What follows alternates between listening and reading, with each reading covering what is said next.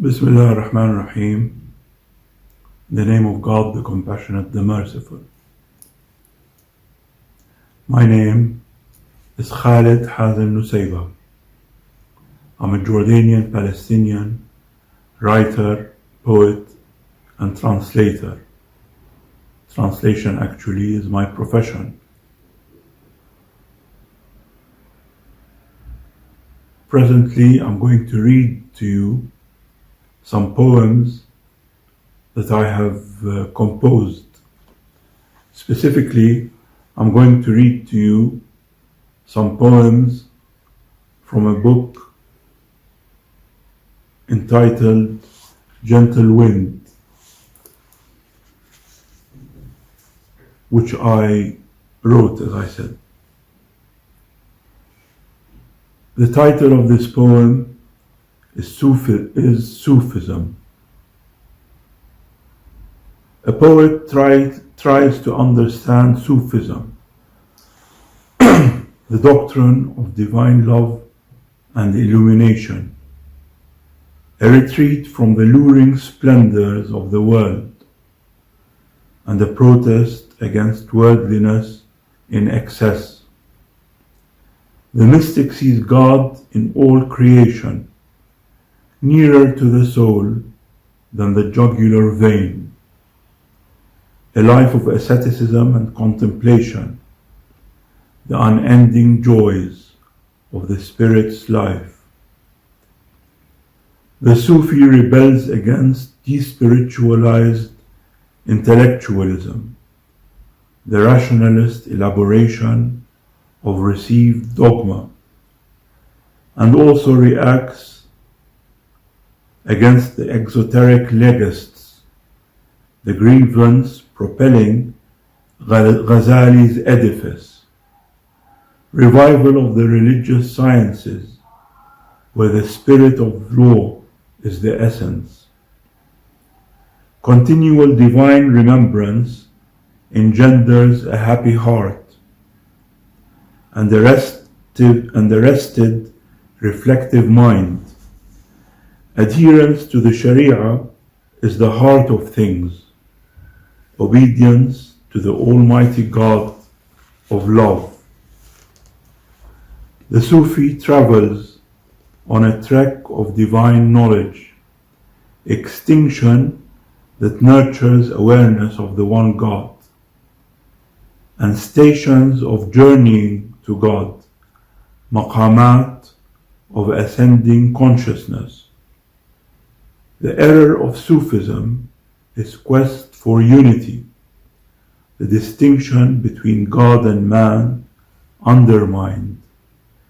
Retreat from the world is uncommendable. We are here to build and nurture life. Sufism can be anchored in dogma and law, the letter and spirit of Islam fulfilled. This is a poem entitled Stigma. I shall read it to you. An aspect of unfairness abounds in the human circumstance. Stigmatization of the blameless and the other, the darkness of the facial complexion, and the accent of a man from Arabia, or a family of meager resources, honorably striving to make ends meet. Prejudice intimately accompanies human society, the free overcoming it with reason and sense, and the sense of moral discernment that affirms equity and human equality.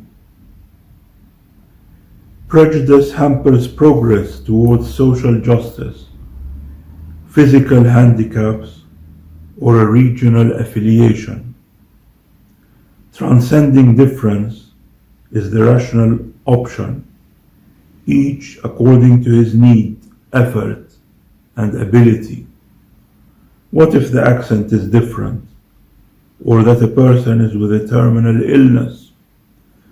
Life must be tenderly nurtured, and human beings should benevolently coexist.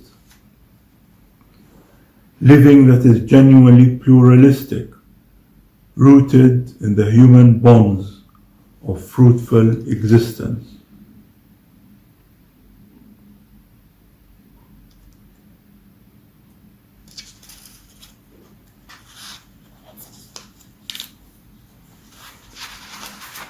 This poem is entitled City of Peace, and of course this refers to Jerusalem. Should I speak an ode or an elegy, O Jerusalem, the gem of the worlds, that shines as no gem can, with sanctity to all the universe. Its hallowed soil embraces all the nations, people battling people to hold it in possession. Its earth was bathed with Saladin's rose water and the blood of righteous prophets. O Jerusalem, we morosely yearn for your freedom, that your sacred sanctuaries celebrate peace. For you are the city of peace, deprived of the tranquil embrace of nations. The Aqsa Mosque mourns the distant equity of Umar, entombed in a dearth of human justice. And Jesus weeps, though departed, for the slaying of innocent life. Muhammad's first Qibla awaits redemption, that peace with heaven finds anchor. While justice on earth is at last realized, that the world's jewel restores its joy. Blessed is the city of peace, Jerusalem, God's city on earth.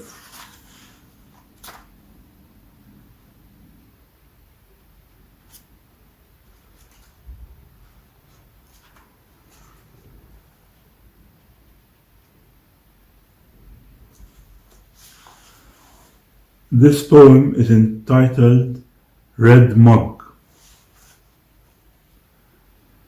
Can a red container be the center of a space? Chromatic sharpness that captures the eye. Liquid is slowly slipped therefrom, a hot admixture of herbs. A grey fax machine is in proximity, almost touching the red mug. Smoke is billowing from a seated man, tensely relishing a cigarette. Next to the fax machine is a computer hard disk, almost touching a beige wall, on which is hung a large world map, predominantly blue and orange in color. An aluminium window permits a wide view, showing buildings, cars, and a cloudy sky. Wooden shelves are against one another, replete with colorful dictionaries and books. Two desks are situated in the crowded room, on which are assorted papers and things.